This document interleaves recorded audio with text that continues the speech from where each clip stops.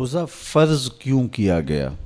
سویر سے لے کر شام تک سب کچھ ہونے کے باوصف بھوک اور پیاس میں وقت گزارنا اور میسر ہونے کے باوجود ایک گھونٹ بھی حلق سے نیچے نہ اترنے دینا، آخر اس میں کیا حکمت تھی؟ تو یہ بات اچھی طرح سے ہمیں سمجھ لینی چاہیے کہ یہ صرف کھانے پینے کو ترک کر دینا ہی نہیں ہے، بلکہ ان مقاصد جلیلہ کے حصول کے لیے روزہ رکھا جاتا ہے جو مومن کی زندگی کا مقصود ہے۔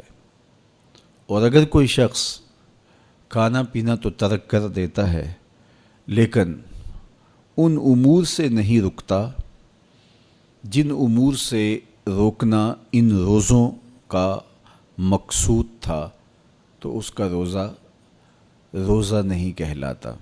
میرے اور آپ کے آقا و مولا حضور نبی رحمت صلی اللہ علیہ وآلہ وسلم نے ارشاد فرمایا، من لم یدع قول الزور والعمل بہ فلیس للہ حاجۃ فی ان یدع طعامہ و شرابہ۔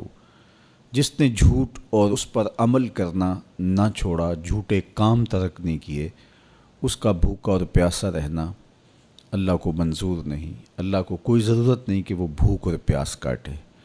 روزے میں تو ان امور سے بھی روک دیا گیا جو امور عام زندگی میں جائز تھے، جو مشروع تھے، مباح تھے، لیکن روزے میں ان جائز مباح امور سے بھی منع کر دیا گیا۔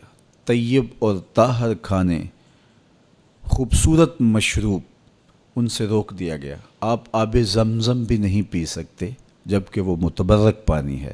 شہر مدینہ میں بیٹھ کر شہر مدینہ کی پکی ہوئی کھجوریں بھی آپ نہیں لے سکتے، اس لیے کہ آپ روزے سے ہیں۔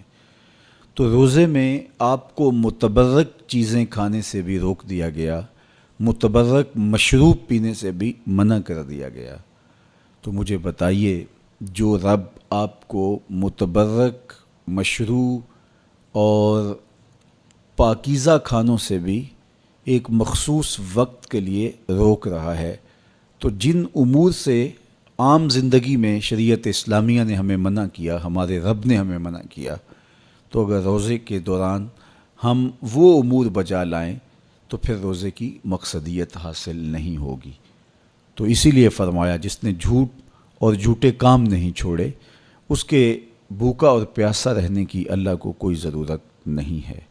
تو وہ یہ چاہتا ہے کہ میرے بندے ان امور سے بھی جب رک جائیں گے جن امور سے عام زندگی میں نہیں روکا گیا، تو وہ لازمی طور پہ ان امور سے رکنے کی کوشش کریں گے جن امور سے اسے منع کیا گیا ہے۔ تو جب یہ چیز انسان کا فہم، انسان کی عقل اور انسان کی خرد طے کرتی ہے، تو پھر لا محالہ طور پہ رکنے کی عادت اس کے اندر تقوی کی نشأت کا ذریعہ بنتی ہے۔ آپ نے عمومی طور پہ دیکھا ہوگا کہ رمضان المبارک کا ماہ نور جب اختتام کو پہنچتا ہے، ہمارے سامنے عید کے 2-4 دن بھی یہ مشق رہتی ہے، اچانک کوئی مشروب آیا اور پینے لگے تو رک گئے، وہ کہیں ہمارا روزہ تو نہیں، لیکن پھر خیال آتا نہیں ہم روزے تو نہیں ہیں، آج تو عید کا دن ہے، تو ہم پی لیتے ہیں۔ چونکہ پورا مہینہ دن بھر ہم مشروبات سے رکے رہے اور آج بھی دن کے اجالے میں ہمیں پانی دیا گیا تو ایک دم ہمیں جھجک پیدا ہوئی، لیکن پھر ہمیں یاد آیا کہ اب روزے بیت گئے ہیں اور میں روزے سے نہیں ہوں۔ تو جو چیز جائز اور مشروع تھی، ایک وقت کے لیے اس چیز سے بھی ہم رکے تو ہماری طبیعت کے اندر یہ ملکہ پیدا ہو گیا کہ ہم اس سے رکنے کا مزاج پیدا کر لیتے ہیں۔